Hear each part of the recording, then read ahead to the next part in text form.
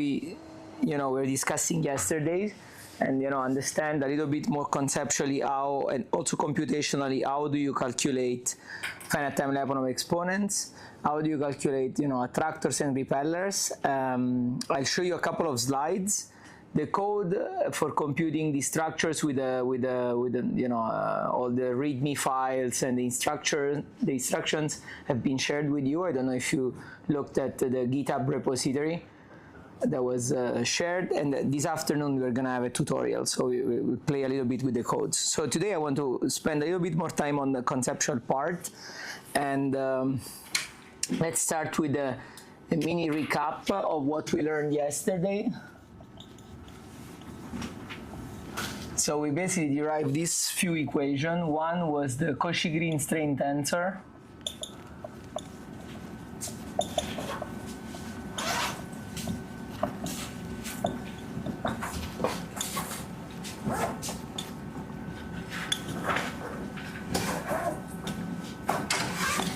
Okay, and then we said, okay, let's denote by lambda max B, we called it no, actually lambda max, the largest eigenvalue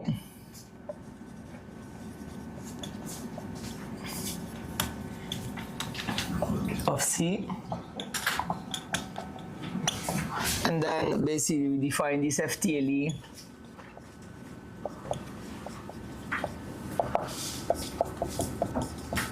finite time Lyapunov exponent. Can call it in a few ways as the logarithm of the square root lambda max t0 t of x0 divided by t minus t0. Let's put a norm where it's going to become clear why we put the norm there later. Okay.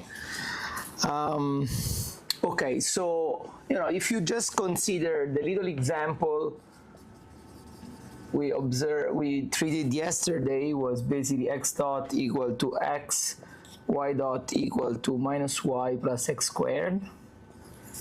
What we did basically, we computed the flow map, then you compute the df, and now you can compute Cauchy-Green and the FTLE. Okay, and please do it, because if you do it, it's interesting that here you can compute all these quantities analytically.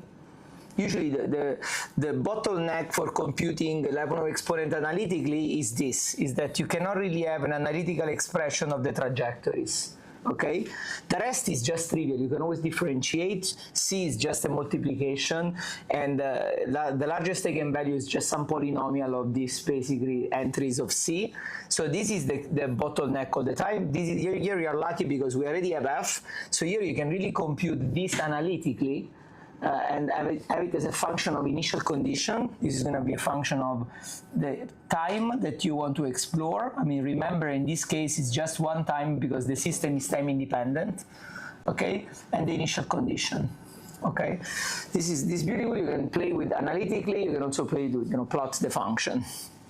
Okay, so I asked you yesterday to see what happens if the system is linear. If you start with a linear differential equation, who did it? Who tried? Yeah.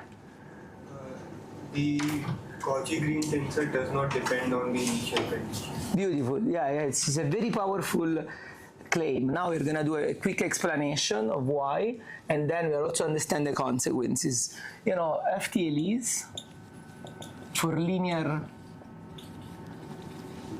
ordinary differential equation, or let's say velocity fields. Okay, so what is the most general form to write a linear differential equation, a vectorial differential equation, is this. You're going to have basically some matrix that depends on time times x plus a vector. Okay, where x can be basically in Rn. Because it could be any dimension, n. And okay, B is a vector. P of t is also in Rn, and A is a matrix, a square matrix, n by n. Okay, so the general solution of this equation is of this form. X of t is equal to phi t0 t times x0 plus c of t.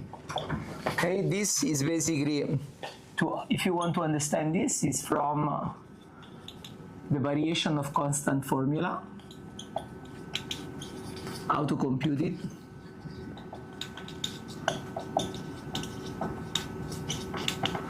And this is basically, so you're going to have a matrix that is going to depend on time. Again, this you have to allow to depend on t0 and t, because the system is time dependent, so this differential equation is time dependent, or is non-autonomous. And what do you get from this equation? What do you get? You can compute immediately df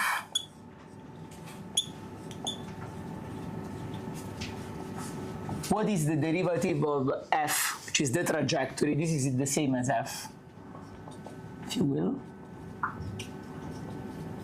Okay, this is the trajectory. When you differentiate the trajectory with respect to initial condition, what do you get?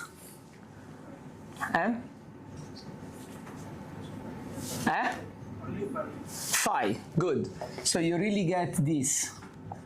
It's just a matrix. It's going to depend on time, but it doesn't depend on initial condition. So this says that, you know, the formation gradients forgot where you started your journey with your trajectory.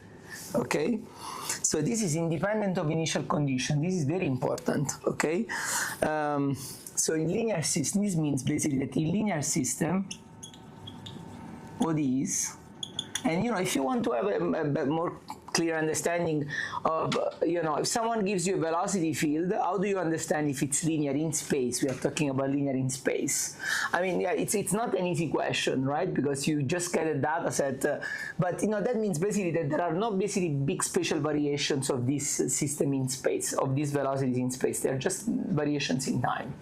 Okay. So in linear ODEs, the dynamics of small perturbation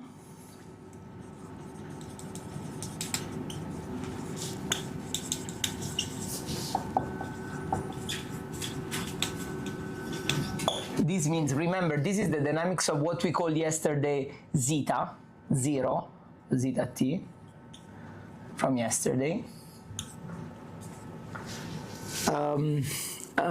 Along trajectories, of course.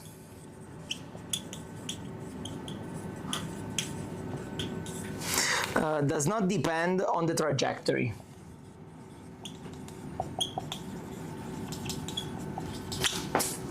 On which trajectory? On the trajectory. We are going to do an example now. Or the initial condition. Okay. So therefore, what's going to be the FTLE? The finite time Lyapunov exponent is going to be what? So therefore, the FTLE. So this is going to be a scalar field. We know it, right? It's a scalar field over the initial configuration. But what is it?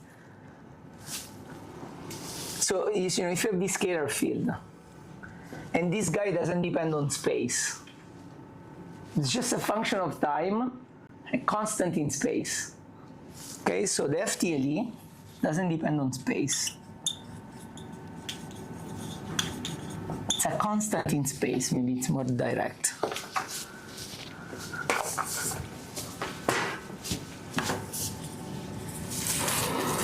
Is uniform in space. Okay, is it clear?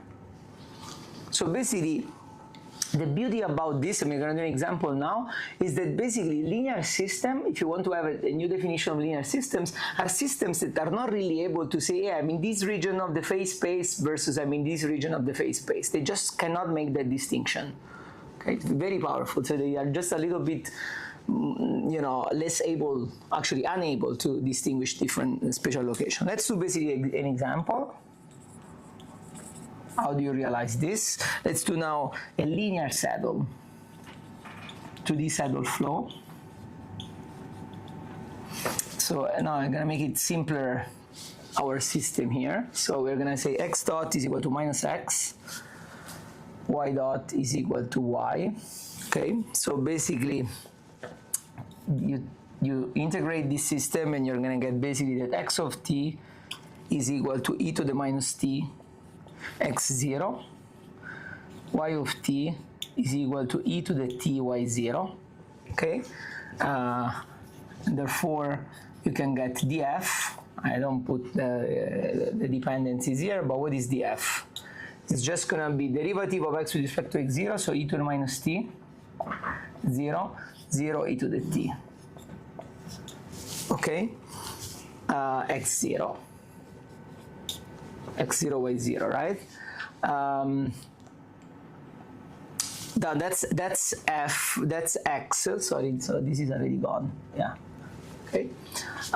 Okay, so you compute the Cauchy green is just e to the minus 2, and the largest Lyapunov exponent is going to be e to the 2t, right? Because this transpose by itself is just going to be, you know, having e to the minus 2t to the 2t. So this means basically that now you do this. So if you plug it in here, this is going to be basically e to the 2t. So it's square root e to the t. And basically the log of that is going to be basically t. Okay? And this is just t minus t0. T0 we are picking it equal to 0 here. So this would just be 1. What is that? So the Lyapunov exponent of this system, the finite Lyapunov exponent of this system is really the strength of this saddle. So if you would really put an alpha here, you would really get that FTLE here would be equal to alpha, which in this case was equal to 1. Okay? Everywhere. Let's see how beautiful, I mean, so this still may look a little bit, you know, abstract, but let's do a very concrete example. Okay, so now let's you know, we are here. Problem. So in x I go down, and here I go away. Okay, and now let's say that you want to understand the separation of particles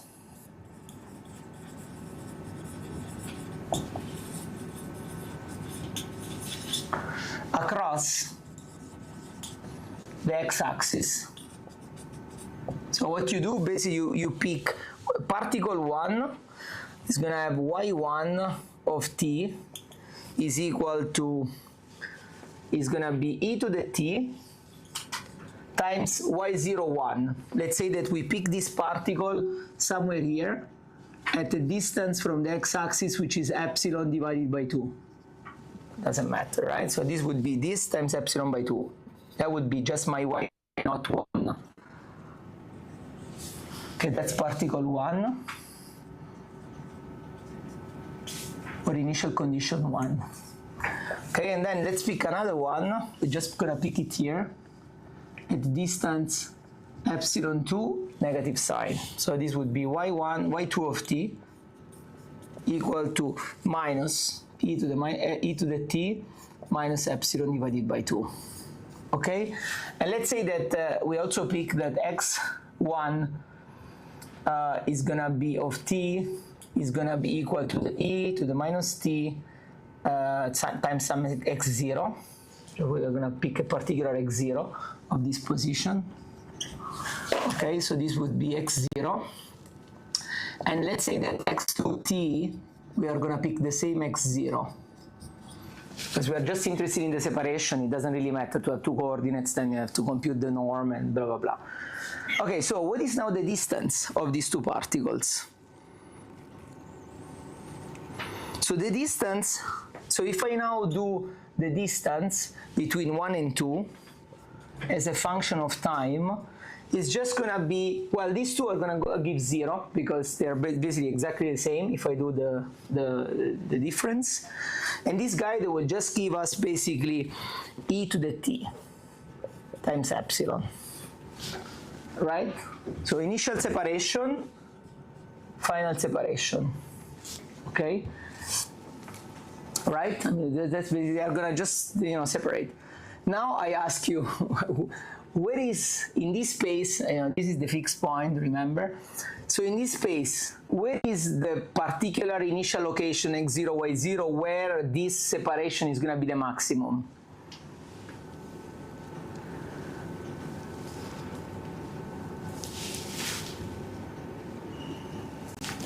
Guess.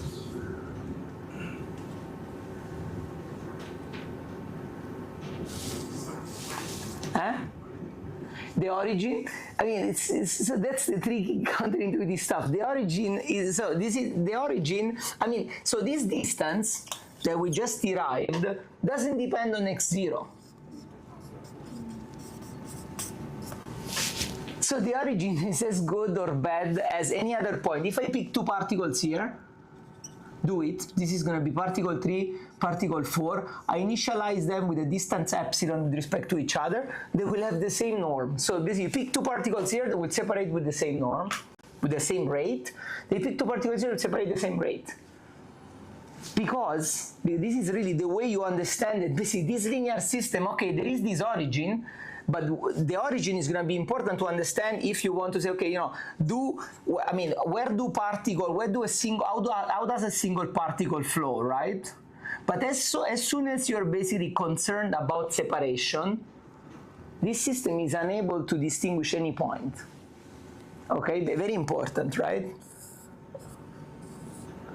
So if you basically put a bunch of ducks, our tracers, in here, they will just separate everywhere in the same way. So if you plot this scalar function, which is the maximum separation of initial condition, it's going to be a flat field that just increases with time. And the rate of increase is just the strength of this basically saddle, okay? And that's it. That's basically, this is it. So this is, so stretching and separation.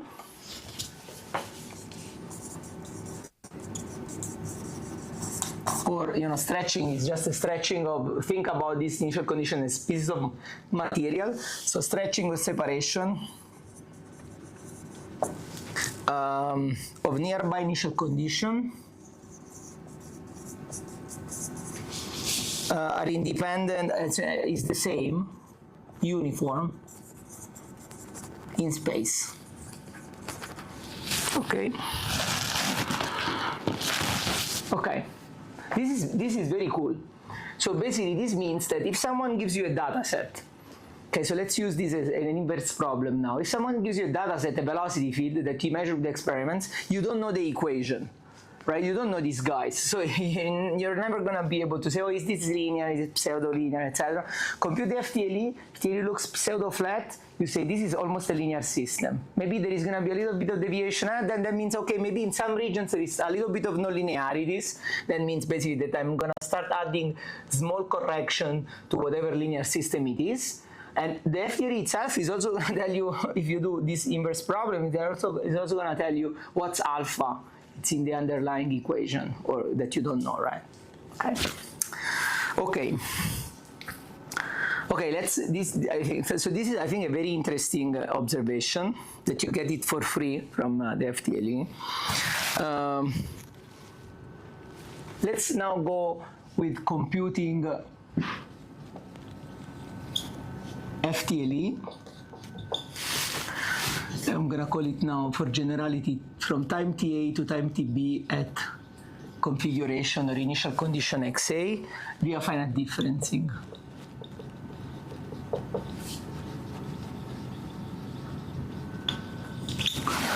Okay, computing FTLE via finite differencing of the deformation gradient. And we're going to do, just without loss of generality, we're just going to do an example in 2D.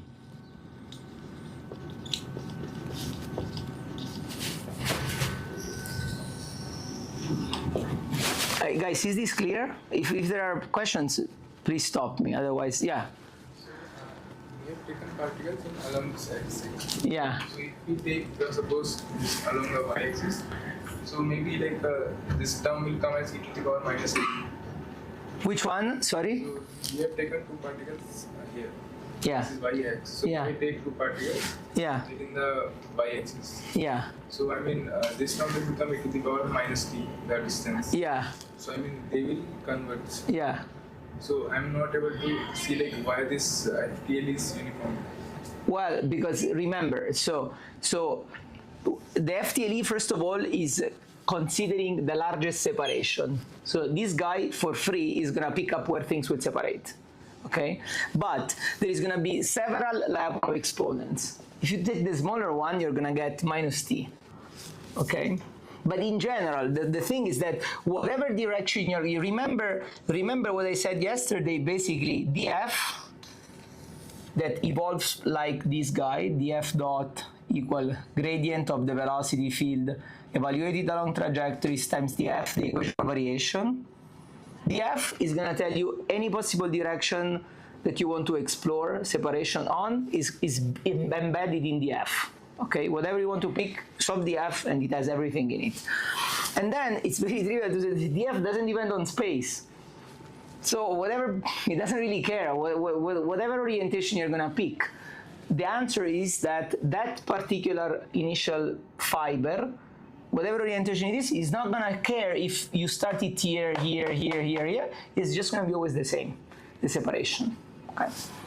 The maximum separation, you can say, okay, the minimum or the maximum convergence, which is the smallest eigenvalue, etc. Okay. Other questions? Okay. So what do we do to compute now the FTLE? In an example in which you cannot really resolve f analytically. So you have to define a dense grid of initial condition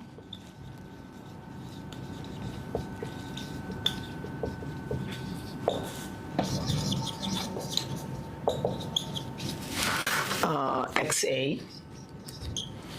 Okay, and let me actually sketch it here. Well, maybe I'll put it here. So remember, I'm gonna put time here.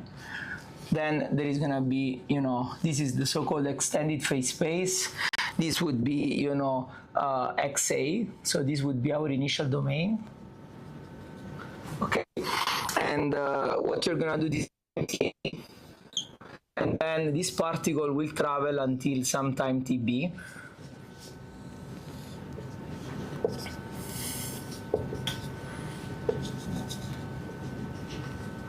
I mean, the way really to realize this is, think about a deforming continuum. Okay, you grid now a piece of an elastic, sheet. Then I deform it, and this is going to be the deformed configuration. This is going to be the initial configuration. Okay, and they know exactly how each point in the undeformed configuration is going to be mapped to the deformed configuration via f. Okay, and the same is for, if you go in the ocean, you have a bunch of ducks, they will go somewhere else. Okay, and therefore this is going to be our final configuration. Okay, so you start from the initial configuration XA, and this is going to be XB, space, and then you grid this initial condition. So you're going to say, okay, now I want to grid this well. This is what you're going to do in the afternoon. Okay, so they're great, and let's say that you use a spacing of this grid which is called delta. Okay, and you just have to compute trajectory. So compute XB, which is just the advected image from the from up. Starting at XA, so you integrate trajectories like we did yesterday. This is just the integral of the velocity field, whatever velocity field you have, and this is going to be basically a vector. We are going to need the entries of this. This is going to be X. Okay, so XA, any position XA is going to have two entries, the X coordinate, which is XA scalar 1, and XA scalar 2. This is basically the coordinates. Denotes the components.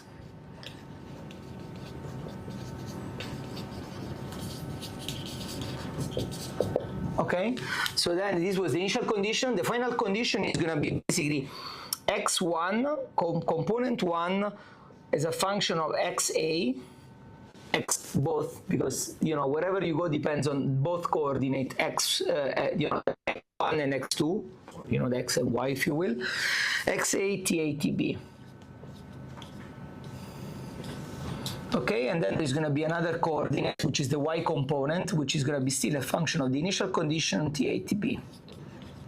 Okay, this is very trivial. Okay, so basically, for instance, you start here. Let's say you start at this particular point, one particular XA, I don't know, XA number, I don't know, 10, and then this guy is going to arrive here, I don't know, at some point. So this would be the corresponding XB associated with XA. It's just initial condition and final condition. Okay, so then what you do, basically, okay, so this is basically what you're going to do. You're going to do it for all possible points. Now let me actually focus on the neighboring points of XA. So these guys will eventually go to some vicinity of these points, right? So let's say one is going to go here, one here, one here, one here. You agree, right? They will go, so this is going to be a condition that, another initial condition is going to be mapped here, another here. So eventually, there's going to be, what's happening is something like this, just for this particular initial condition, okay? Okay, so what do we want to do now? Is this clear, guys? Are we clear on the notation? Yeah. Okay. So then what what we want to do, we want to compute the deformation gradient. Use finite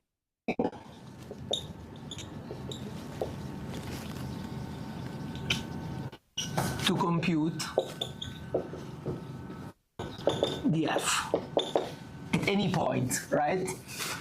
Okay, so what do? Basically, you pick this particular dA. Now this is the initial condition of f TATB of XA. Okay, what is this? I'm just going to put it here. So this mathematically would be the derivative of the first entry of f with respect to the first entry of x0, xa1. This is going to be the f first entry of the map with respect to xa second entry, or y if you will. And this is the same for the second entries.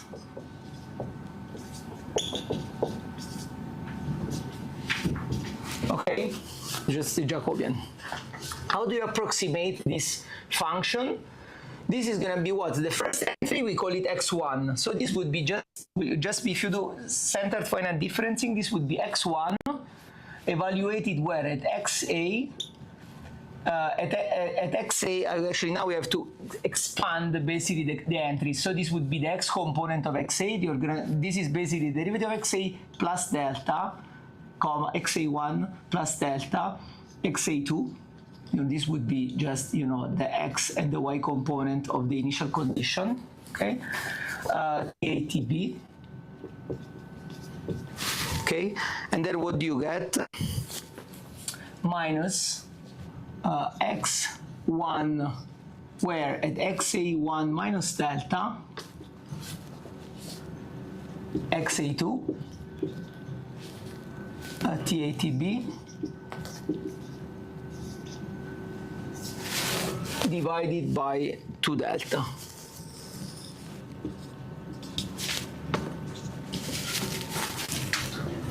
Okay, I don't remember, guys, I'm missing if this is plus or minus. If you do finite differencing, is it plus or minus? Minus, yeah, okay. Okay, so that, this is basically how you approximate the derivative. Okay, now you do the same. So what you're gonna do here, so here you're gonna do x df1 with respect to x2a. So this would be now, okay, let me put it here. So this would be, actually, let me write all the entries so that this is basically, this is what you have to implement in the afternoon. So this would be, so x1 at xa1. Now I have to perturb y, so this would be xa2 plus delta, TATB, minus x prime of xa prime, xa2 minus delta, TATB, divided by 2 delta. Okay? And this is the same with x2. I'll just repeat with x prime going to x2. Okay, here and here. Okay, is this clear? Just find a differencing. So basically what you're doing here, you're saying, okay, I want to understand a derivative of f with respect to x. So then I can basically pick this guy, do the difference, and have an estimate about the flow map. X component is going to change when I step in x. And the same, I say, okay, how does this x component changes when I basically vary myself in y, in the initial condition, and then you do the same for the y component of this trajectory, okay? And of course you can have, even more sophisticated methods to estimate this df. It's really up to you, okay? And a similar argument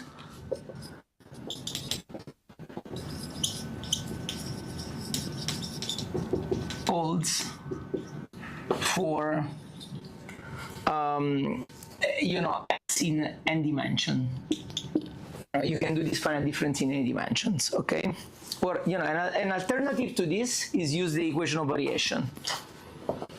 If your system has many structures, and there is some regions that will separate very much, some others that will separate less, so there is a lot of heterogeneity, you might want to use the equation of variation.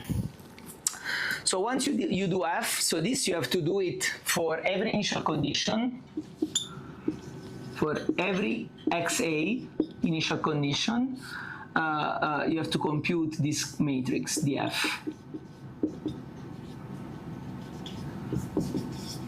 Okay, once you do that, you compute, basically you construct C,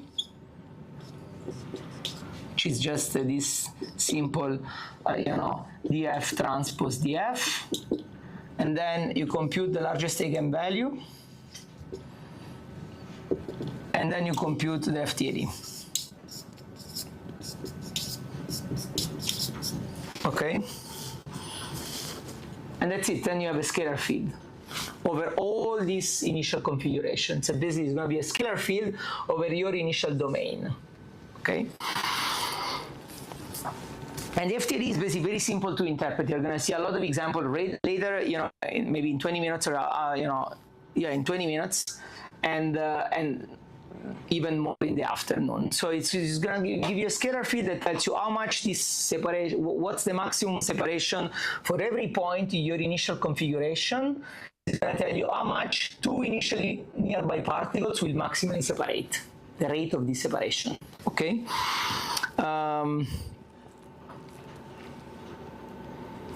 Okay. Let's do a little bit, a few more considerations. If there are questions, please, guys, just speak up.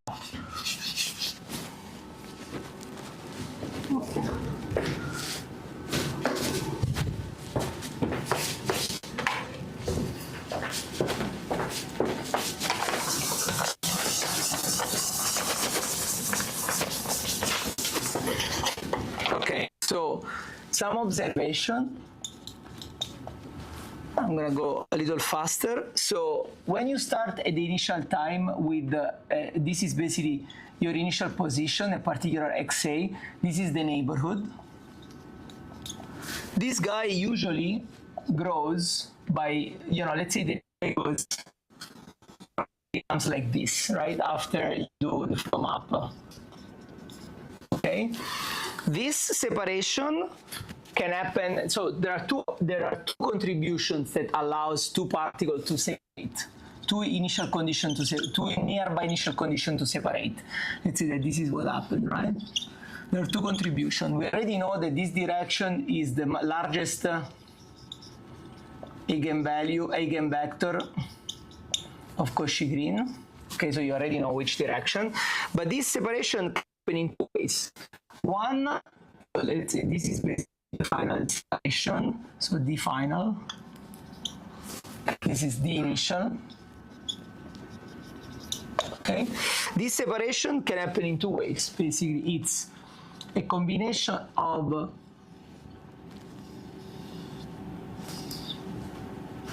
It's going to be a combination of anisotropic deformation at constant volume or area in this case. It says, okay, I have a little initial neighborhood. I'm going to transform this circle into an ellipsoid, and the area of the circle is the same as the area of the ellipsoid. That's basically just anisotropic deformation. Okay, so this anisotropic deformation plus separation due to isotropic deformation. These 2 points, they will get separated if you just have an isotropic growth, plus contribution or separation due to isotropic deformation. Okay, and the FTLE contains both. You say, okay, there is a combination of this isotropic growth and isotropic deformation. You care what's the maximum separation. The FTLE is going to already consider both of them, and that's the sum. Okay, very, maybe a detail is that if you would just have a field in which you have differential growth, let's say you have a piece of material with differential growth, the situation would just be isotropic deformations. Okay, what would be the FTLE there? It's a delicate question, but think about it. So the FTLE there would not, strictly speaking, it would not be defined because you are trying to understand what's the largest eigenvector or eigenvalue in the Cauchy green that describes this deformation. So the fact that here there are no distinct eigenvectors because all the eigenvectors will stretch in the same way. So that means that Cauchy green or the DF will not have distinct eigenvectors.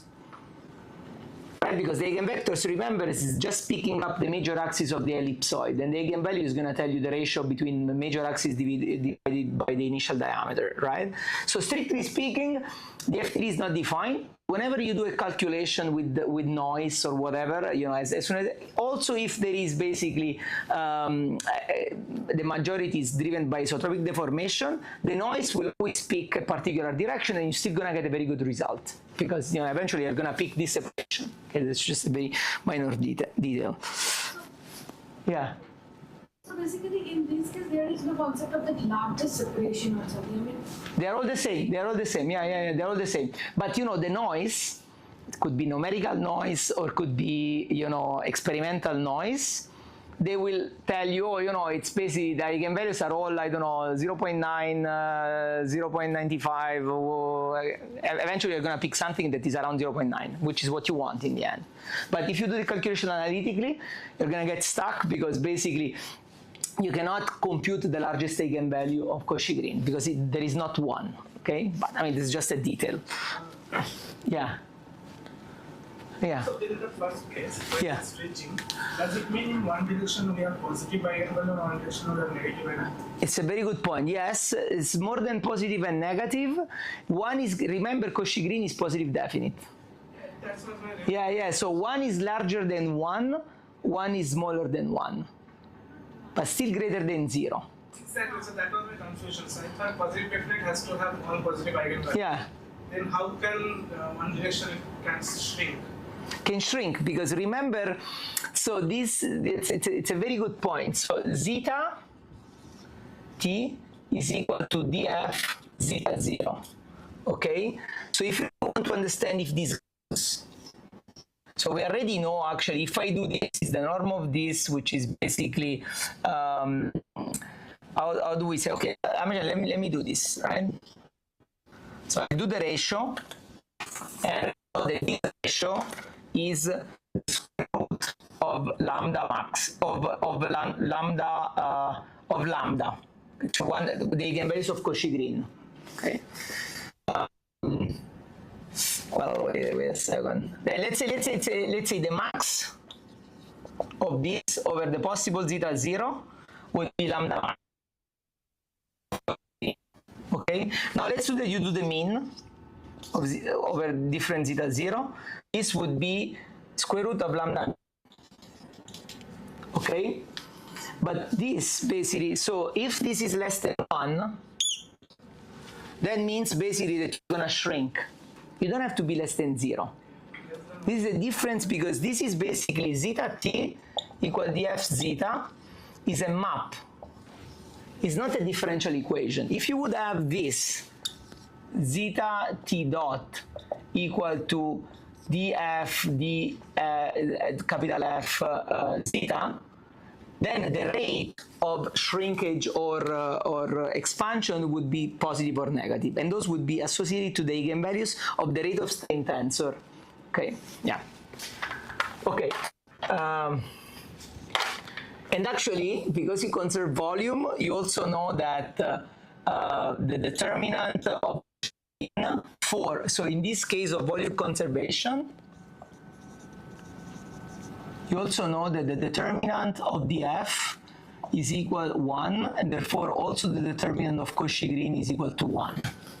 Because df transpose df is basically Cauchy-Green, and therefore in 2D, or in general, if this is true, that means that the products of all the eigenvalues of Cauchy-Green should multiply to 1.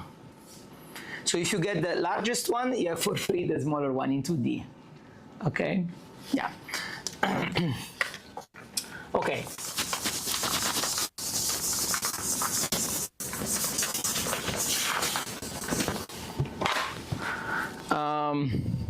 Okay, so a very quick comment. Here we looked at the largest separation. So remember, at some point we said, what do we actually do with this tensor? Because so it's hard to visualize. So we did a choice and we said, okay, let me actually look at out of the possible neighboring initial conditions that I have, I'm going to pick the one that is going to separate the most. I made that choice because it's very useful to know. But in general, you can also extract other information. You can also ask, wait a second, I don't really care about how much the maximum will stretch. How about you tell me how much this volume is going to expand or shrink? That's another scalar field, okay? And, you know, this is the observation 1. So observation 2, if interested in volume changes instead of largest separation, this is an information that is contained in the determinant of Cauchy-Green. Okay, we can go over it, you know, in the afternoon or later, but it's also very easy. It goes from, you know, this is basically is the Lewis theorem or the Abel's theorem for you know. If you want to know, you know, there is a lot of more information in the F, okay? So that's another thing that you can inspect with these techniques. 3, also very important, F, TATB, in general, when you have a time-dependent system, is you know, depends on, it's called, basically speaking, is a 2 parameters family of maps. So that means basically that once you fix the initial condition, TA and TB are both important. And we're going to do example on how to understand their importance, and this is associated to a question that someone asked yesterday. They asked, oh, you know, but how do I pick this TA and TB? We are going to do this in a second, okay? Okay, so let me... you know, if you should ask questions also when I erase, so we optimize. Questions? So I don't understand the hyperobjectivity. Yeah. Where you said that one cannot strictly define the exponent. Because, so it's a degenerate right? Yeah. So then all eigenvalues are the same. Yeah. Then if you want Yeah, true. But you know, that's a very good point. But if you do, let's say, if someone tells you what's the maximum eigenvalue, there is no maximum eigenvalue. So all the directions are the same. Okay.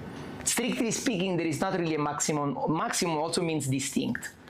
Okay, so there is not that, but you are right. So intuition, I mean, your argument is perfect. So that's why I said, look, I mean, whenever you do it with a computer and not really pen and paper, that you have everything analytic, something's gonna speed up a value which is just, you know, your tolerance of the MATLAB solver that you're using to that accuracy, which is basically you got the same. You guys, you know, yeah. Okay. Other questions? Okay, so now let's do, let's introduce the notion of Lagrangian coherent structure.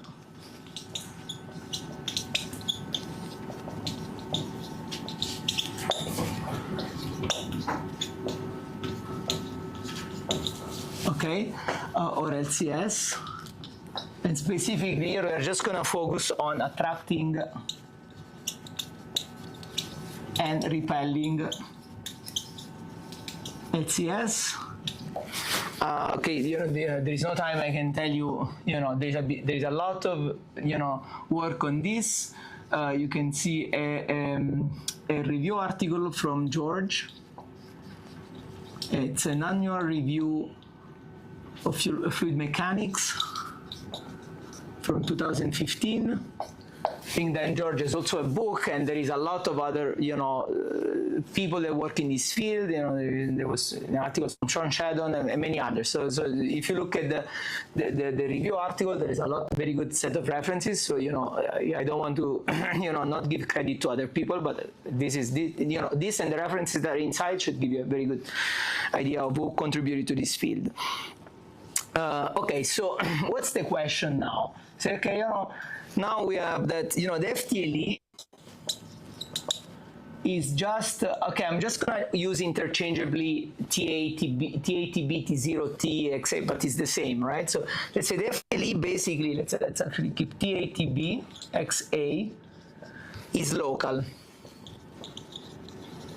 That means basically with respect to XA.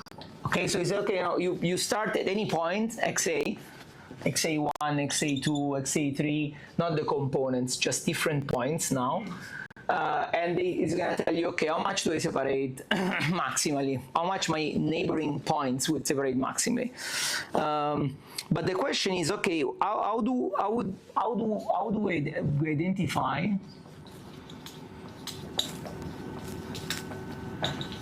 global structures?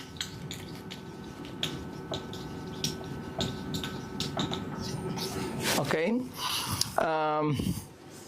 Okay, what's the setup? The setup is what I already told you there. So the setup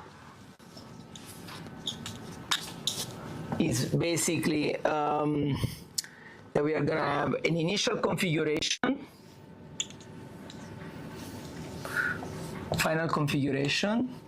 So this is TB, TA, XA, XB. Basically, this is basically initial configuration,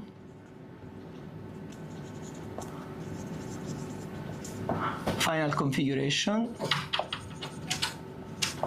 Okay, and T, let's say the TB is going to be some TA plus a certain integration time or time scale of interest.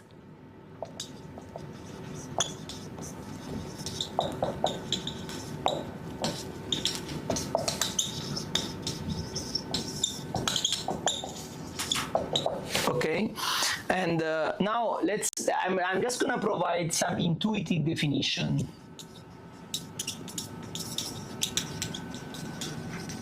Because if you want to formalize them, there are different techniques to formalize them, but it doesn't really change the story.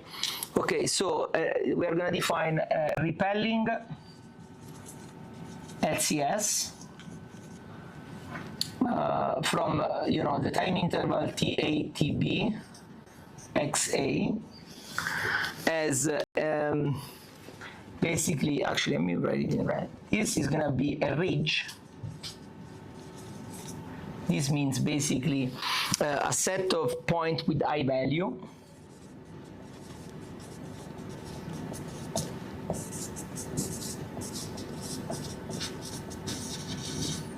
the values of the forward time. We're gonna go back to the backward time in a second,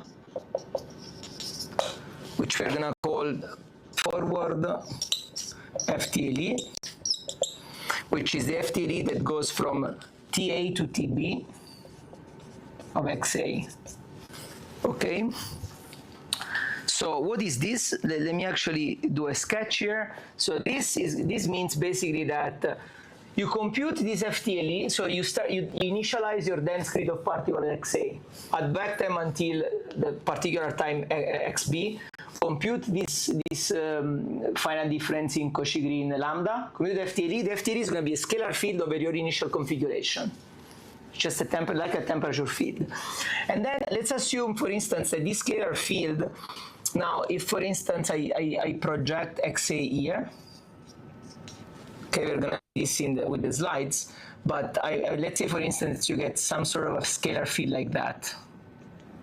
Okay, so that means basically, and this is my scalar field over XA. This is now my forward FTLE, or the forward FTLE. TATB XA. Okay, so that means basically, okay, here I have very high value. That means basically when I project this back on my domain, I'm gonna see this ridge. Okay, what happens to this ridge? So I'm gonna print this ridge here. That means basically that any initial conditions that were initially close, so there are gonna be 2 points here, 2 points here, that will eventually separate by final time. I don't know, here they will get separated. Okay?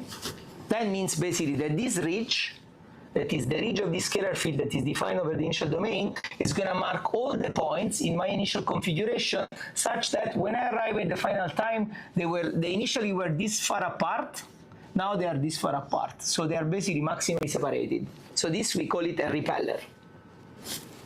Right? Makes sense? Okay, so this is basically, so this thing marks the set of initial points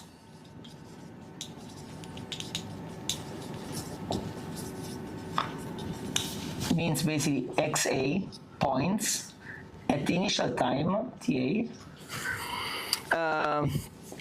whose nearby points, these guys, at the opposite sides of the repeller, which is this guy, will distinctly separate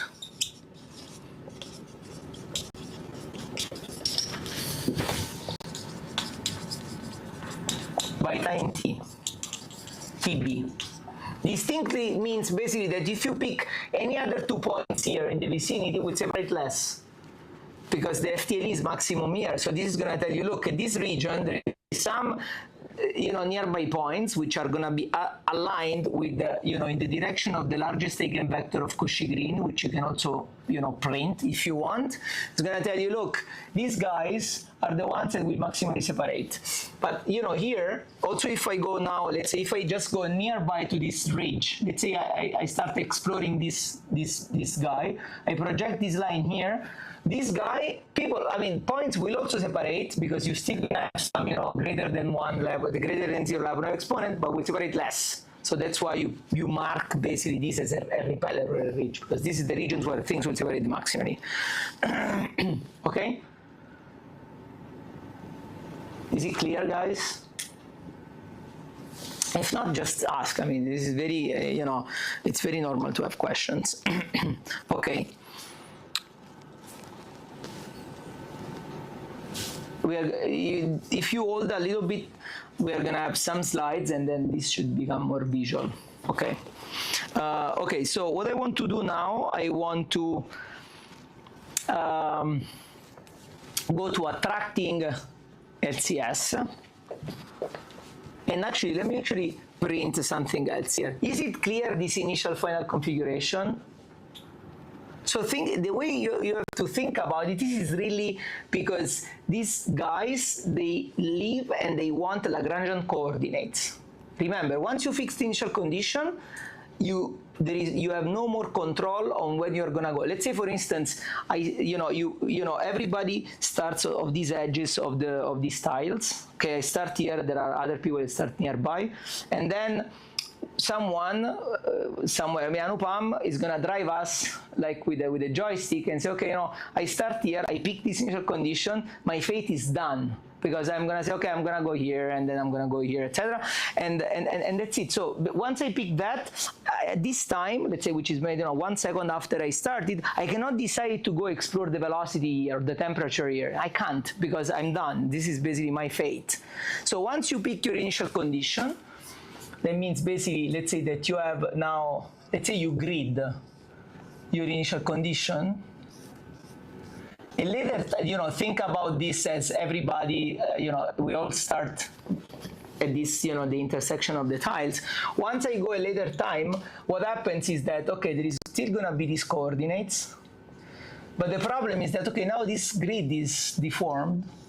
Okay, it's still going to have the same number of lines. I don't know. Okay.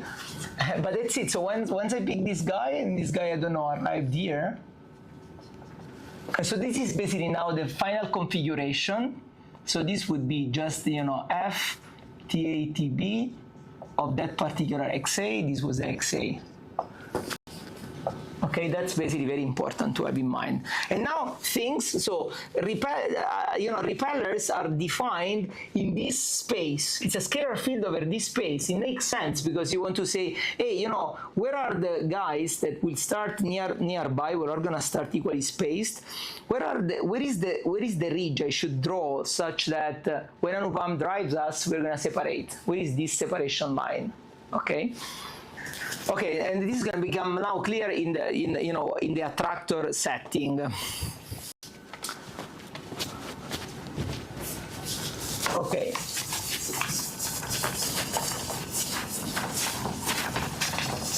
In the linear case that we saw initially. Yeah. So can we define these repellents? Try. I don't think you're going to succeed because there is no structure. You see, it's an excellent point. What you're going to get in the linear structure, you're going to get this as the FTLE. It's going to be something like this. Scalar field that is the same everywhere, and the only thing you can play with is the height. It is going to depend on either the strength of the linearity, your linear stretching, and time. Actually, time not, because you're scaling time with FTLE as an exponent. So this is beautiful because it says, hey, a linear system is never going to be able to tell you, look, there is this structure here, this particular ridge. Everything is the same in space. We tried. So this afternoon, when you start playing with it, you start with any velocity field that you want. It's more complicated, and then try a linear velocity field, compute it, and then you see this flat thing. So there is no structure basically in space. That's basically what it means.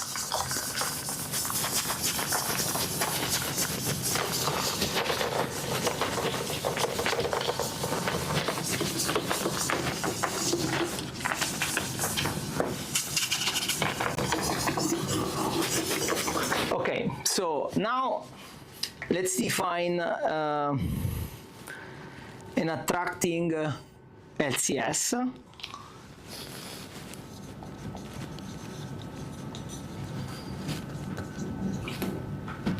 Attracting LCS from TA to TB at XP. Now we're going to clarify why this is the case. Is basically a ridge, a set of I points, blah, blah, blah, like there, I values of backward time FTLE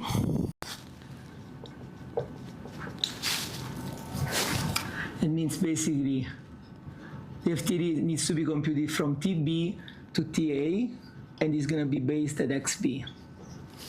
Okay. Actually, let me write this in red, like there.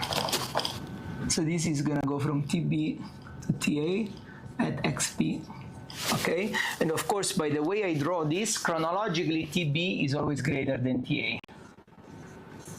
So this is the chronological time, okay? And we're gonna do this. So this marks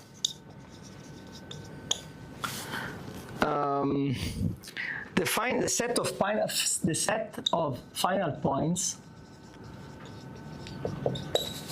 XB at TB that or towards which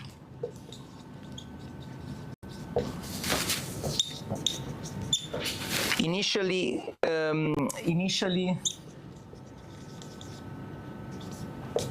I mean XATA particles, far away points, maximally converged by time TB. Okay, sorry, this may be a little bit counterintuitive. We're going to do a sketch now. The backward, and therefore, you know, this backward the backward FTLE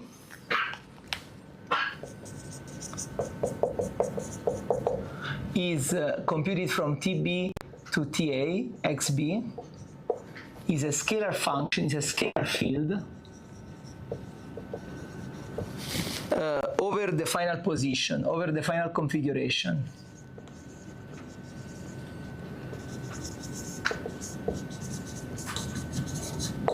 Okay, that's very important.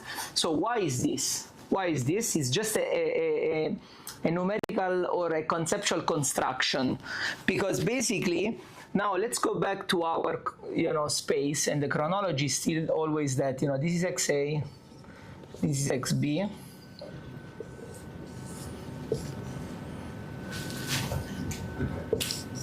Okay, this is basically XB, TB, TA. Then you say, okay, you know what? What I'm gonna do now to compute this mathematically, we can just use all the formula that we have so far. It's just that now your initial time is gonna be TB. So what you're gonna do now, you're gonna grid a very dense grid at the final time. The final chronological time TB is gonna be the initial time of your backward integration. So you compute this, and you compute all these particles back, right? You compute all the trajectory backward in time. That basically means you grid here, and you flip the sign of the velocity, okay? And what you're gonna have, so you compute that, so you can basically F, TB, TA, XB, DF, Cauchy-Green, but this is now all based at XB. Okay, and then backward FTLE, which is now also based at XB. Okay, now what happens when you have a ridge in this space at the final time? This is gonna tell you, look, I mean, here I had two guys near me that maximally separated. So now they arrived here. I don't know. Of course, this holds for any point on this curve. I'm just going to represent two, right? So basically, that means basically that, you know, separation or maximum separation in backward time is the same as maximum attraction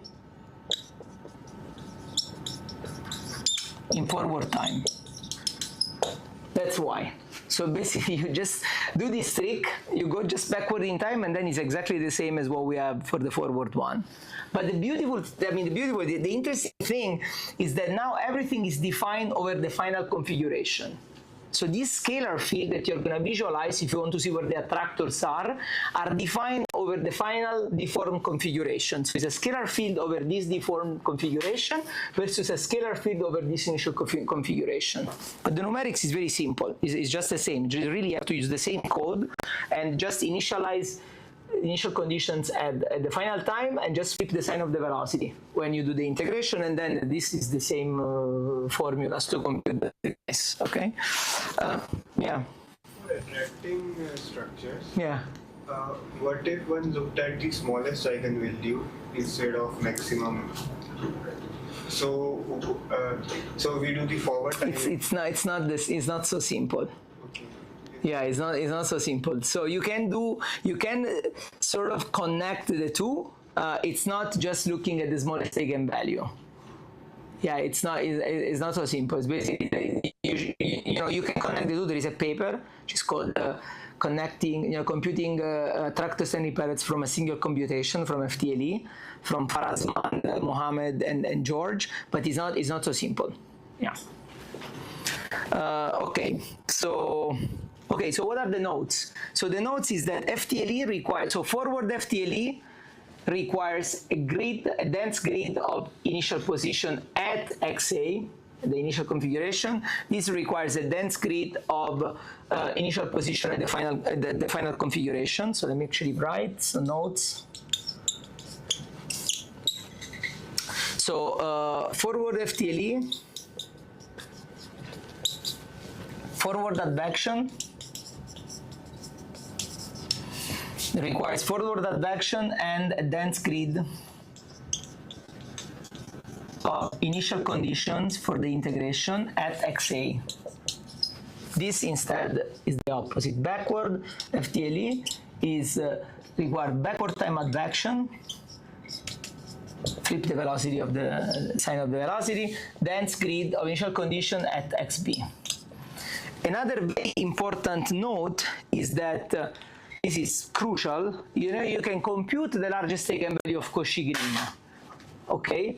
But to ensure that that you are going to have separation, you have to ensure that this largest eigenvalue is greater than 1. Okay, because think about it. So I can have basically this blob that transforms into this. Okay, so there is still going to be a largest eigenvalue and the eigenvector of Cauchy-Green. Okay. But these particles, instead of getting more far away from each other, they actually got closer, right? Because eventually here, that means basically that there is going to be a very significant shrinkage, isotropic shrinkage, that is not going to allow the anisotropic one to dominate. So basically, this is very important, right? It's very easy to check. So to have attraction, actual attraction, and repulsion, so repulsion. You have to ensure that the lambda max TATB XA is actually greater than 1. If it's not greater than 1, it's not gonna mark regions where things will separate. Okay, it's still the regions where things will, there is gonna be the largest axis of this ellipsoid, but then it's not going to mark separation of initial conditions. And this is the same. So to have repulsion, to have attraction, you have to ensure that the lambda max in backward time is also greater than 1. So this is very important. So you said that the determinant is always 1. No, it's always 1 if it's basically incompressible. Volume preserving. Yeah. So in those cases, then this is always satisfied itself. Very good, very good. Yeah, very good point. Yeah. And it's not satisfied at points that start as circles and stays like circle. And those are called singularities. Okay, so we have several papers on this. And if you look at the topology of these singularities, they are singularities of the direction of the eigenvector field of Cauchy-Green. The eigenvector fields are exactly like nematic fields. And what we found very recently is basically the topology of these singularities are exactly the same as the topology of the topological defects in active nematics. Okay, okay, but yeah, so that's what you said.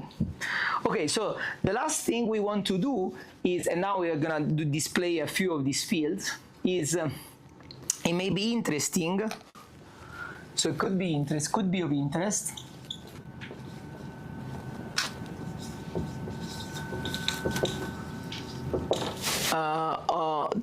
to understand, to visualize which set of initial condition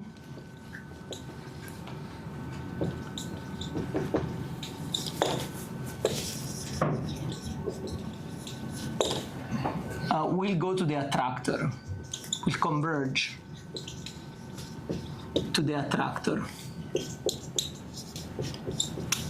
And of course, there could be also multiple attractors, and some sets will go to one attractor, some sets will go to another attractor. So this basically means that, this means, i.e., the domain of attraction.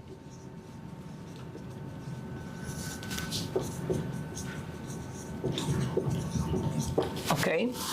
So this basically means that, let's say, if this guy is something where things will converge, you want to ask, it could be interesting to ask, hey, actually tell me, what's the set of initial condition that will actually converge to this attractor? So that means basically that this attractor is going to suck in all this big set of points. Okay, so that's going to be the domain of attraction.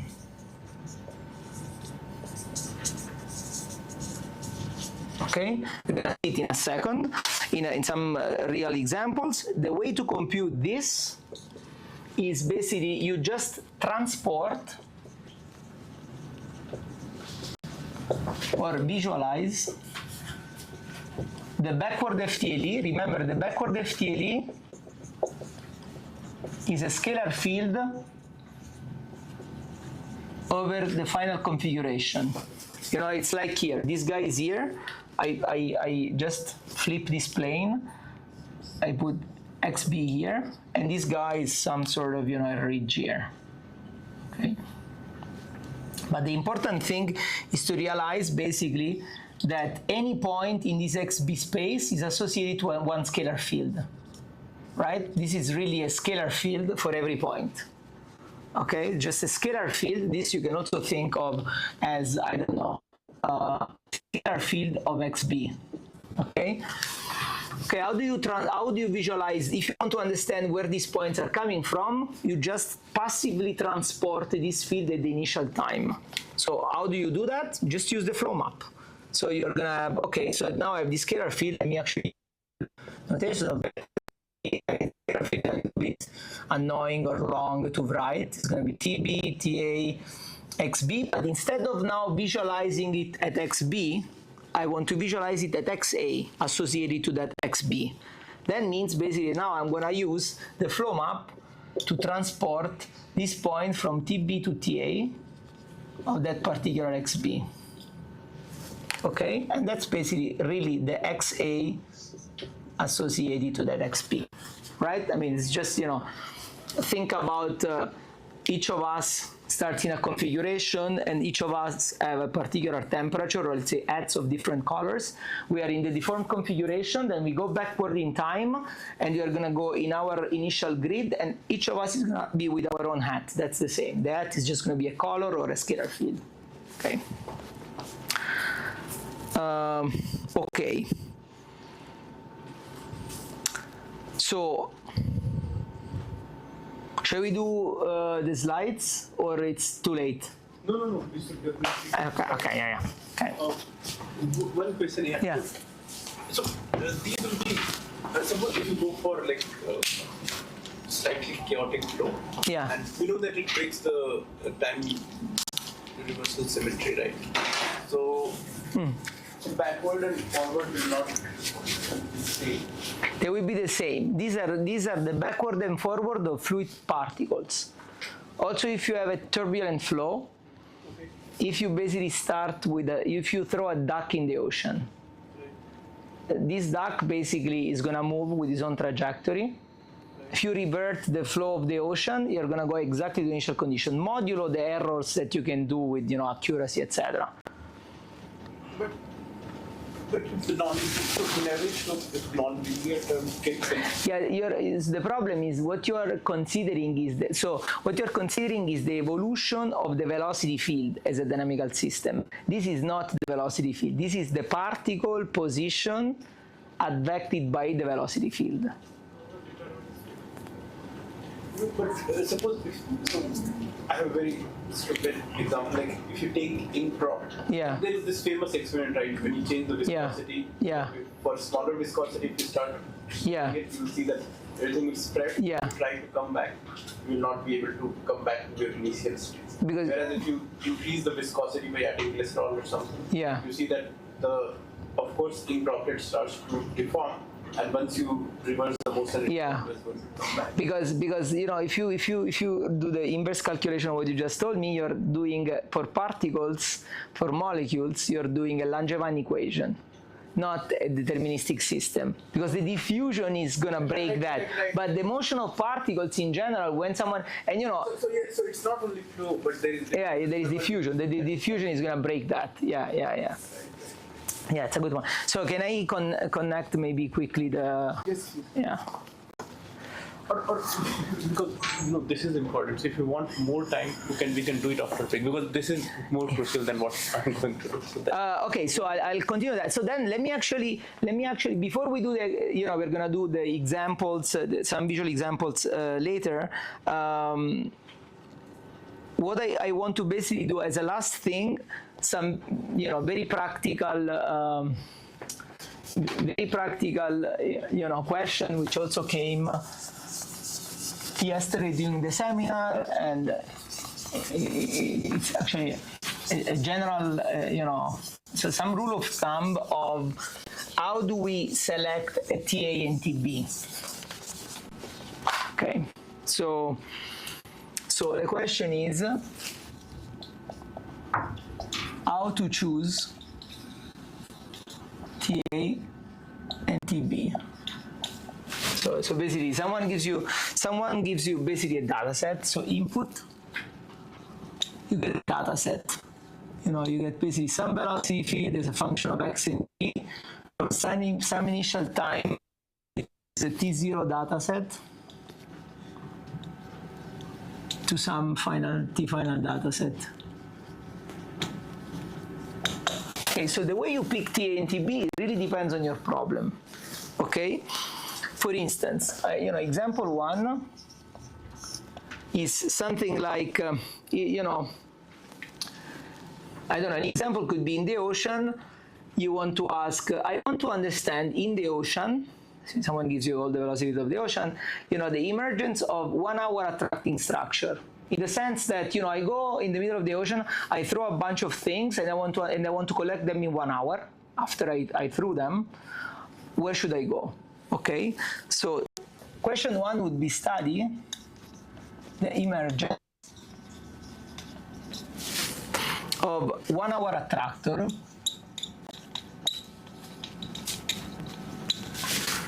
over attractors. Okay, so what do you have to do basically?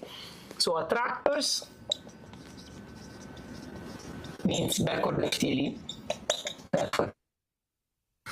And what do you have to do? You have to pick a Lagrangian time scale of interest.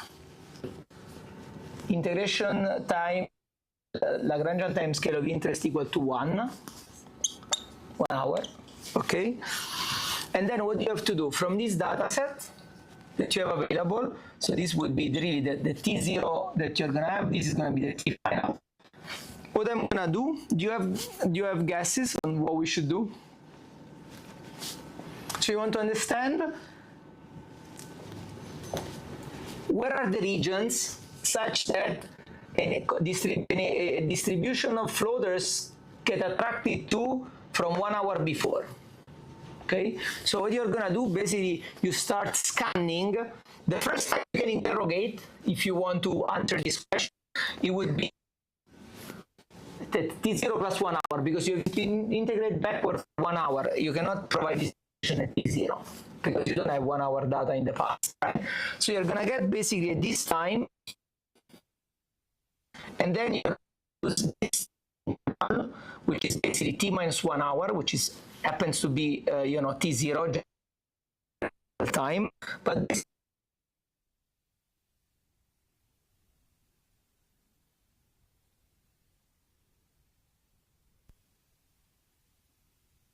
you do, you just start scanning future time. So this guy is going to be another, this would be, I don't know, a T1, you're going to get a T2, that is going to be from T2 to T2 minus 1 hour. This is T1 minus 1 hour, okay, and blah, blah, blah. And you're going to, do this at the resolution you want. Okay, so you're going to get this scalar field. It's going to change, and it's going to tell you, hey, if I want to throw it, let's say this is basically noon, okay? If I want to throw it 1 p.m., look at the scalar field given by this guy. If you want to throw it 2, look at the scalar field given by this guy, 3, 4, etc. That's it. So this is basically, so this integration time is going to tell you, look, what are you interested in? Where things go over 1 hour or 2 hours or, okay. And then this is gonna just say that, look, I mean, this system is a dynamic system, so things will change over time. So of course I have to explore the relevant chunk of time. And then I can redo this exercise. So therefore, this is gonna allow you to explore all the dynamics of this system, okay? And another example could be this one. So, example 2 would be, study the emergence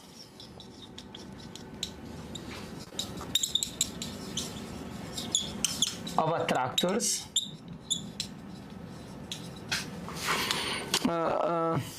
over time. Okay, so this we're gonna do it in the examples later, but this basically means that, okay, if you want to understand where things start, where things accumulated, and you don't care when you throw stuff. So if things were already floating in this system, and you want to understand where do things accumulate, most likely, okay, then what you're gonna do, do you know the answer? So this is still the same, initial data. Then you're gonna say, okay, you know what, now I'm start exploring this chunk of data, so I'm gonna get T, the backward time is still gonna be an attractor, backward time from time T to time T0 of X of T. So every time I'm gonna say, okay, I'm gonna use all the data I have available, because I'm interested at any time. Say this could be, I don't know, T1, this is lambda T2, up until the initial time T0, okay, until I go here.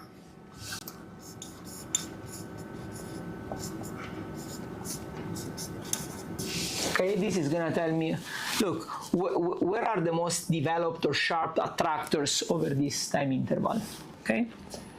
And this is very cool to explore, because for instance, let's say you have a dynamical system and you see that basically, I don't know, at time 5 you start seeing the emergence of attractors. That means basically that, some forces or processes are such that it takes 5 hours from these attractors to manifest, okay? And before they're not there yet, right?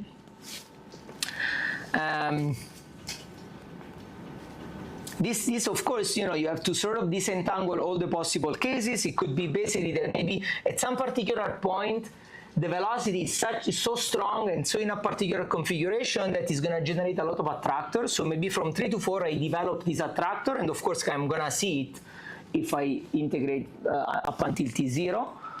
But that you would also spot it like this, because that would say, okay, from 3 to 4, so when I'm 1, 2, 3, 4, so in this field, when I would observe this field, I would already see the emergence of these attractors, and these attractors was not here. Here was no attractor. That means, okay, it's really emerged from the velocity or the dynamics from 3 to 4. Or if you start seeing it that is, here you say, okay, it's actually very shady here, etc., and then it gets stronger and stronger. here is stronger and here is more stronger. Then you say, okay, this is building up. It takes time for this attractor to develop. It's actually forming over time, right? And this you can do basically just with any data set. Okay, so you really, so playing with the integration times, initial time and the integration time, so basically T, A, and capital T, allows you really to explore all the possible dynamics that is in this dynamical system. And just as a final conclusion, think about it, how powerful this is, right? To do the little, to compute the stable and unstable manifold of that very trivial fixed point, you have to do a lot of work. It's constrained on the fixed point. It cannot be a system that is explicitly time dependent, okay? And it's only allowing you to understand where things go over infinite time. This, you can use it for anything. Okay, and we're going to do a couple of examples later in, I'm going to show some examples, and then you can just run the code that we have available for any, type of system that we're going to do it in the afternoon. Okay. Questions? Yeah. So it can be done for any data set, so it can be complex for any complex. Anything. Yeah. Flow can be. Yeah. This could also be neural dynamics. It could be also neurons. You can, the FTLE, you can compute it in any dimension. It's just going to be a scalar field in any dimension. 3 dimensions, 10,000 dimensions. Okay. Yeah. Okay. We'll continue with some slides later and also in the next days. We have a lot of examples. Okay. Yeah.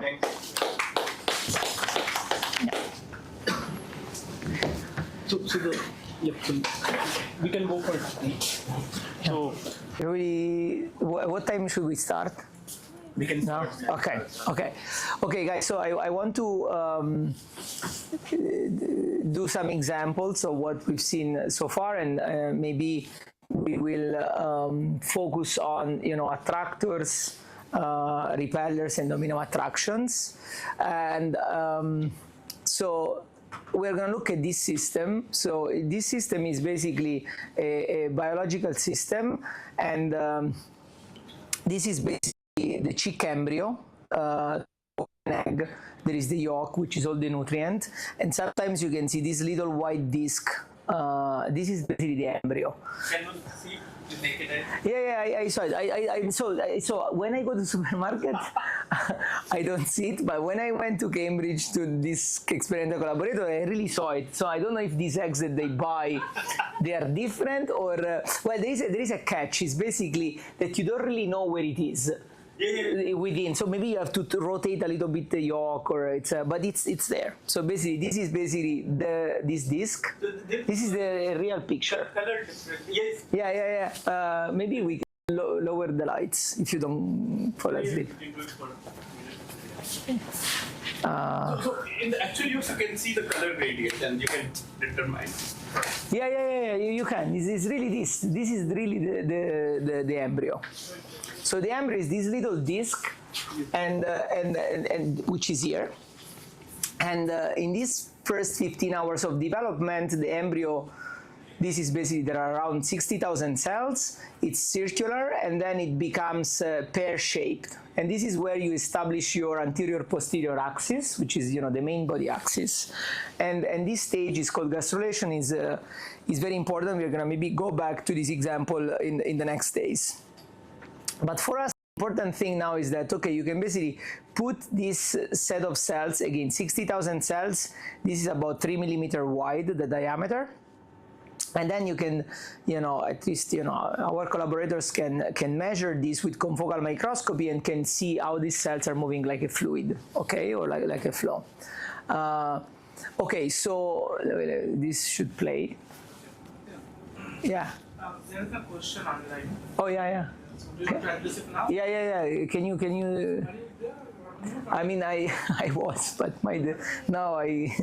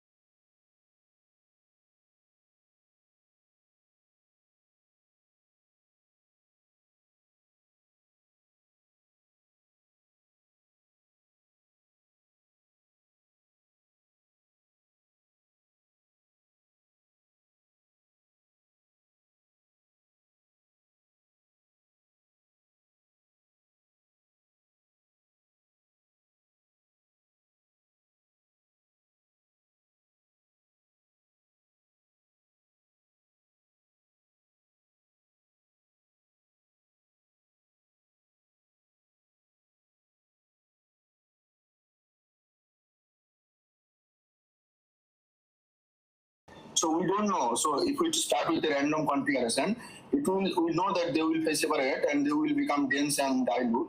Now I am wondering that where will the dense phase will appear? Will that be able to tell the Lagrangian constant? Yeah. So I think Anupam is going to do something in the later. But it also depends. Are you going to provide one velocity field for all the particles, or velocity fields that are distinct? Time frame. Yeah, time frame. So basically, there will be Lagrangian tracks. So Mitro, But the Lagrangian tracks will be. So do you have two phase velocities? Or just one single velocity? Just one single integrated velocity. Okay, so then if you have one single velocity, it will show up. Yeah, wherever you have phase separation, I think you will have separation of particles. So Mitro, the thing is that when you have these like active agents and when they start moving, so of course we cannot predict where it is going to be in space. But if you have tracks, you can, because tracks will give you the information where they are going to be, right? So. Right. So you have to look at the whole track. Tracks will give, but let's say I am only giving the data before meets. Will it be able to tell that the dense phase is going to appear this position? Yeah, I am saying that the dense phase is already formed, but I am saying that the forecasting thing. Yeah, so this is exactly what Matthew was saying, the build-up thing, right? So in the board, you may not be able to see, but in just before finishing the lecture in the first half, what he said that there will be appearance of this structure, attracting structure, and there could be a sudden appearance or there could be a build-up to that structure. Yeah, no. So basically, the answer is yes.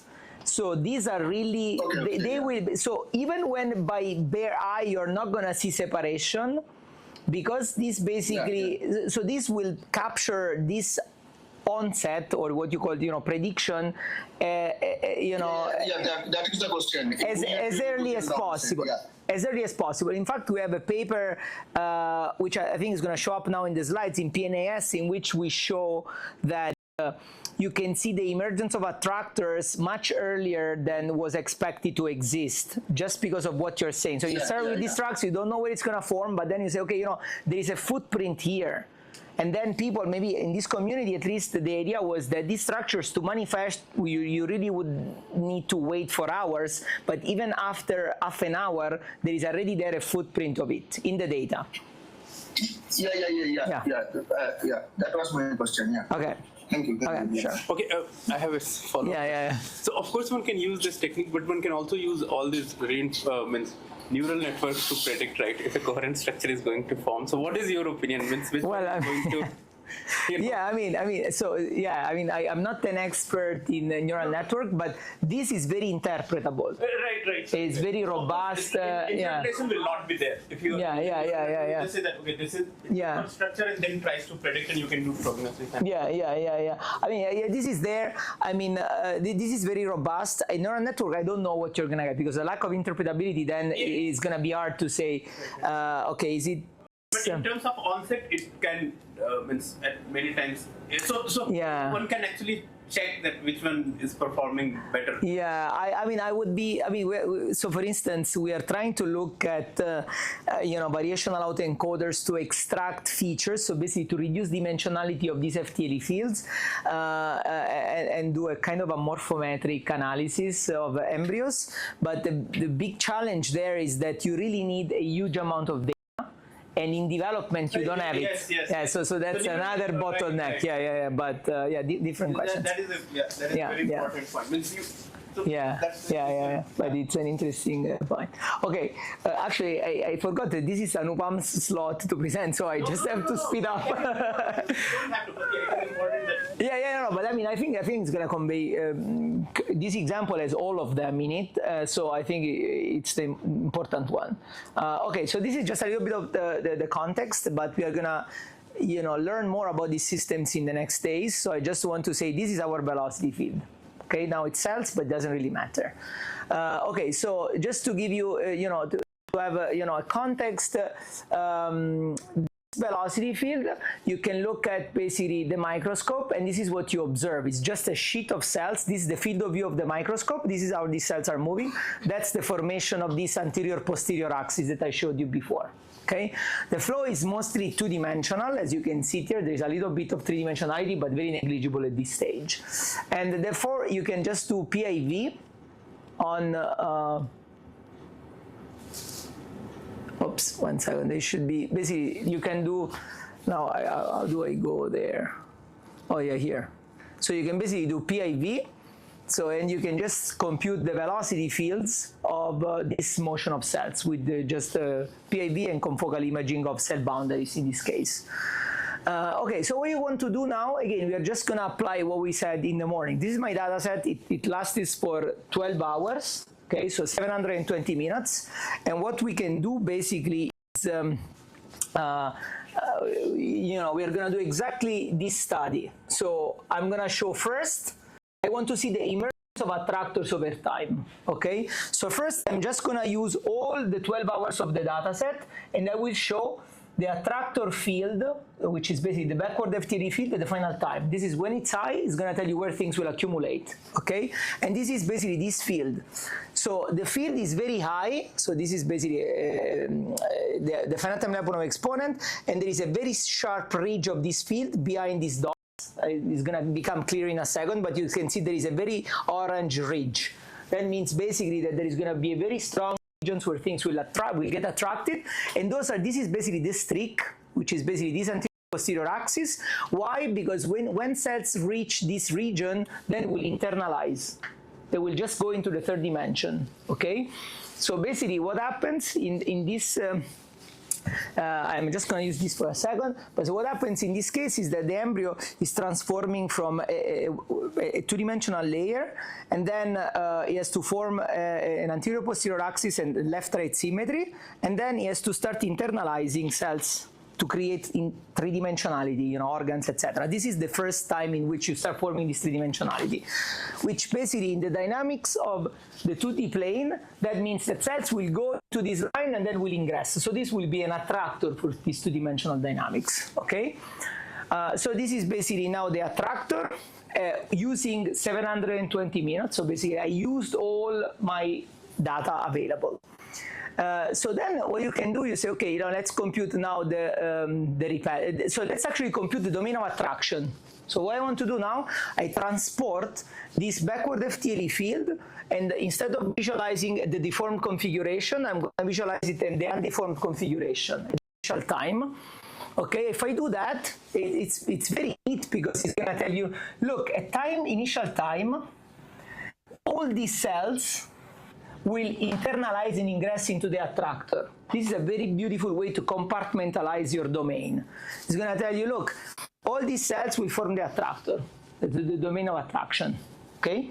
So this is basically the embryo at time 0, the onset of this process, which is called gastrulation.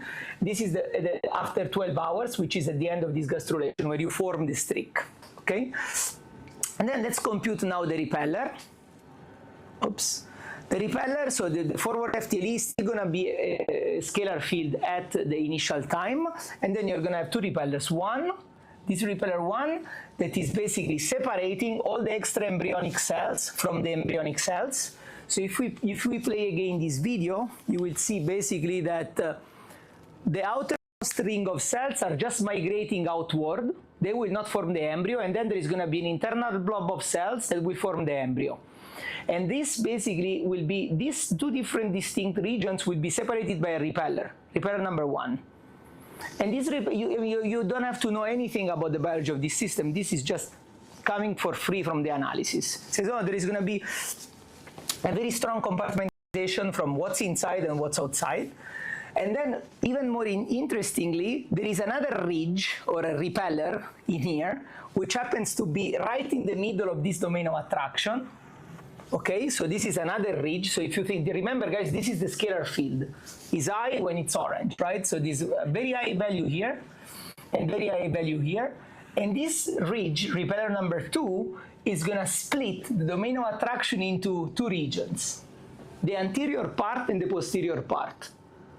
And in fact, these cells are different.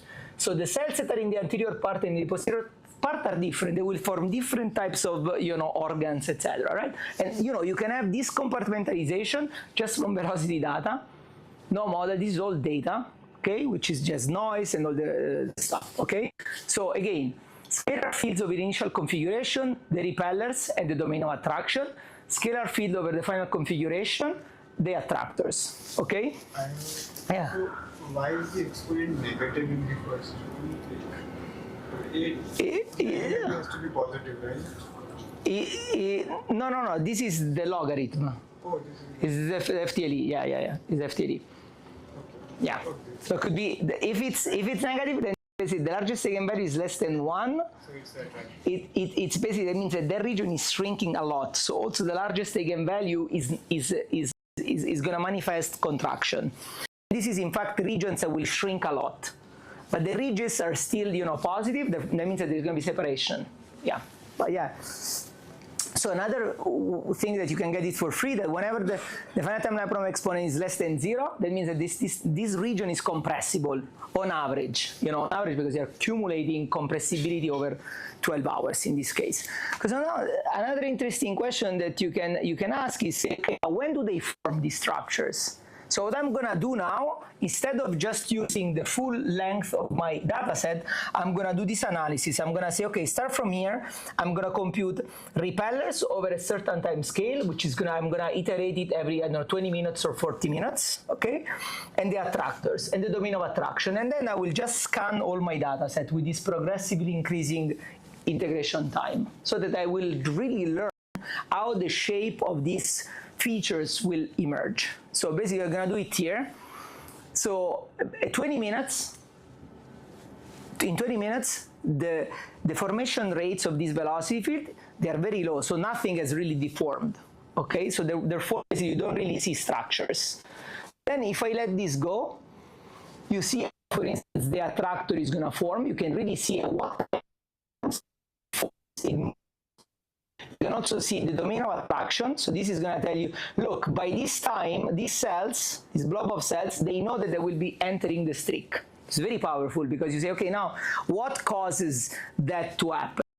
Is it some genetic, programming up front? Is it some self-organizing effect of mechanics, patterning, and gene expression? This is something that you can explore just from data. And you can also look at the repellers. For instance, you see, at some point, at 300 minutes, there is the formation of, I don't know when this repeller starts to form. You can see, at 100, 360 minutes, there is this repeller that forms, that splits the anterior part and the posterior part of the raptor. Okay. By the way, the way I color these dots is I put basically green particles north of the repeller 2 within the domain of attraction, and the magenta in the south. Okay, so that you can really see what's their effect. Okay, so basically this is it. So basically you can scan your data set and learn where things form. Okay, how do they evolve, how they move, how they deform, and you can do this using velocity fields. And remember, if you would have the classical, asymptotic coherent structures, they would be fixed. They would be anchored to, a fixed point, the limit cycles, or higher order, structures. This instead, they're very dynamic. So also, with this embryo form, so this is early stage of embryo. Yeah, early stage. So there is also mechanical strength difference. I remember one side, the anterior end is more solid-like compared to the posterior end. So will that also get reflected in some? So in this system, not yet. It's not. There is not yet this. This is much later stage when somites will form. But yes, any mechanical. So eventually, our collaborators are measuring velocities. These velocities are the outcome of mechanical forces, mechanical properties, boundary condition, etc. So this is all the outcome of it. Okay, and we actually also did a few papers in which we built a model, a liquid, an active matter model that can reproduce these flows from the forces. Okay, so but this is different. So, but everything is in here. And the interesting thing is that because now, for instance, you know where these structures are forming, and you can know the spatiotemporal coordinate, you can go to the experiment, or who does the experiment, and say, hey, this is forming here. Let's try to understand why. So let's do target experiments before the repeller form, after the repeller forms, and then measure, try to understand or reverse understand what causes these features. Yeah. The color scheme in the middle graph, is it density? This is this field, backward FTLE. Okay, it's very small because in embryos separations are small. Okay, this is not really chaotic mixing, and the times are large. So when I divide by time, it's 12 hours, right? And I have separations that are of the order, I don't know, if you have a separation of, let's say the relative strain 2, 3 maximum, so then that's why it gets to a small value. Yeah. So actually, yeah, in these systems, you can actually even not take the logarithm, because usually you take the logarithm when you have really exponential separation, but here you can just take the largest eigenvalue of Cauchy-Green square root, because this is really going to tell you the strain, right? So it doesn't matter, it doesn't really change, because the logarithm is monotonic function. Okay, yeah, so basically that's basically an example, and this is what these structures can give you. Maybe in the afternoon we'll give you're going to compute those from the analytical example that we discussed in the class with Sahil and other people, and maybe a double gyro or other system. But I mean, this is basically this is how it looks, how the scalar fields will look. Another very quick example is that this, you can sort of use it as a morphometric, because for instance, if you do a knockout and you treat this system with an FGF receptor inhibitor, you see how these structures are changing. So for instance, this knockout is going to eliminate completely repeller number 2. So now think about it, this is a system that takes 12 hours to develop. So what things would you be comparing? If you just look at velocity, vorticity, which one would you look at? For over which integration time, which space? This is instead a very compressed representation of this dynamic process. And again, maybe study the length, the size of the domain of attraction. Say, okay, in this system, much fewer cells will ingress. There is not going to be this anterior-posterior separation like it's in the wild type, and so on. So these are the stuff that you can basically explore with these systems. And I think I just want to, yeah. So when you use this FGF inhibitor, yeah, then basically the flow will get suppressed. The cells will not be able to move around. Is that? I mean, not really. They will still move, because you see that the reverse forms, but in a different way, in a way that basically you eliminate these repairs. So this is saying you cannot really compartmentalize anterior and posterior, for instance. Okay. It's a very strong sort of compressed prediction that you can make. Okay, yeah. But repeller one will still exist. Yeah, it's still here. Yeah.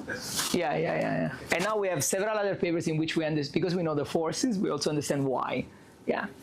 And actually, looking at, being guided by this compressed representation of attractors and repellers, we were able to develop the model and then discover many modular mechanisms. For instance, how does the embryo control shape change?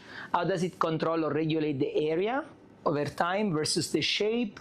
Because we were saying, okay, can I knock out repeller 1 and not repeller 2 and vice versa?